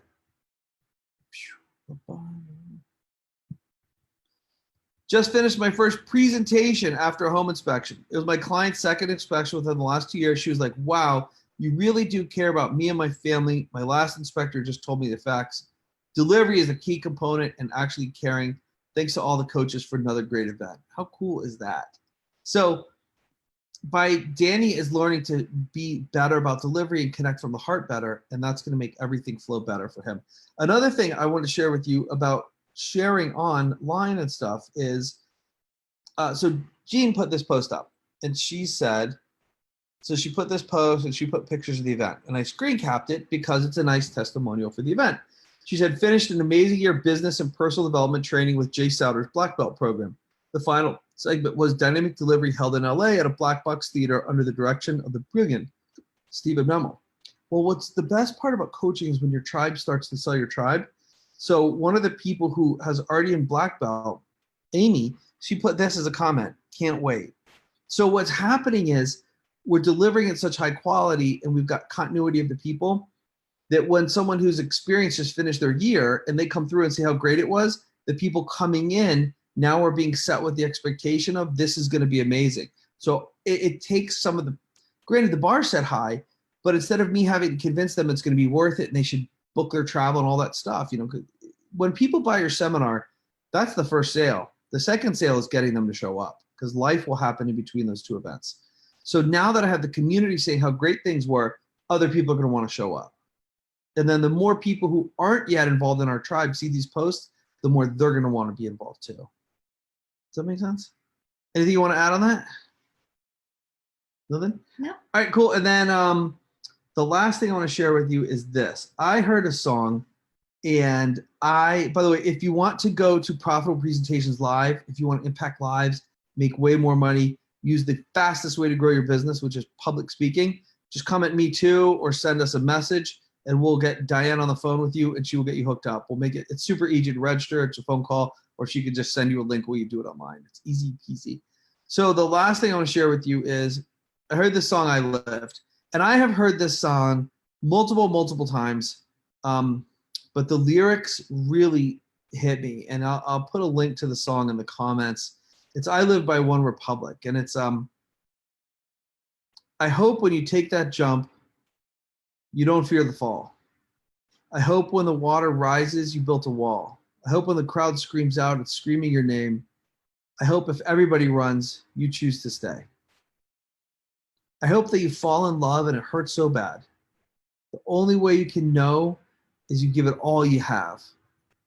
And I hope you don't suffer, but take the pain. I hope when the moment comes, you'll say, I did it all. I did it all. I owned every second this world could give. I saw so many places, the things that I did. With every broken bone, I swear I lived. I hope you spend your days, but they all add up. When the sun goes down, hope you raise your cup. I wish that I could witness all your joy and your pain, but until that moment comes, I'll say, I did it all. I owned every second this world could give. I saw so many places, the things that I did. With every broken bone, I swear I lived. And I've heard this song before, and I've always found it inspiring, but maybe it's because of this thing that I'm going through right now. There's a part of me that loves that I'm going through it, because the chorus, he just starts saying this over and over, and he says, with every broken bone, I swear I lived. With every broken bone, I swear. I owned every second this world could give. I saw so many places, the things I did. With every broken bone, I swear I lived. And while it was really sucky and painful, I was mountain biking when it happened. And I moved to Boise. And I found a place I loved and I made it happen. And I had a chance to go on a mission trip, and I did. And I made a new friend. And July 3rd, I was saying I'll mountain bike more. July 4th, I was mountain biking. And it sucks that the first day of mountain biking, I broke my leg. But I lived. And I think the trick for me and for you is after the broken bone, to get back out there and live fully again. It's not just to break that first one, but to be willing to live. I think that's why Jen, that I showed you earlier, is such an inspiration. She's broke 70 and she keeps rocking. And she just knows she's going to break another. And so instead of being afraid of it going to happen, she goes full bore. I can't say I'm there yet, but I think that's the way to do it. And this broken bone is a testament that I lived. And for me, it's confirming that right now I'm living the life I want to live. And more importantly, for the most part, I'm living the way I want to live.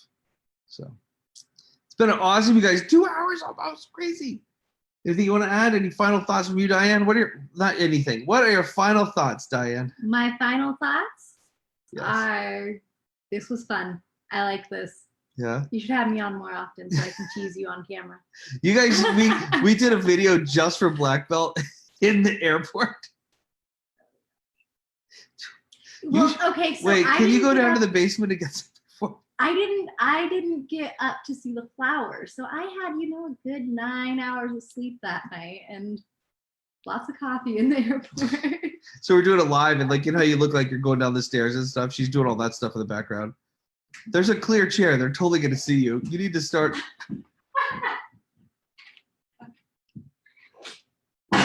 You should take the moving sidewalk out here. But you have to stop right where my hand is, or they'll see you walk. Wait, I just walked where? I don't know if you can see where my hand, the edge of my chair. Yeah, that's pretty smooth. Anyway, guys, Napa woke up on that one. He liked that one.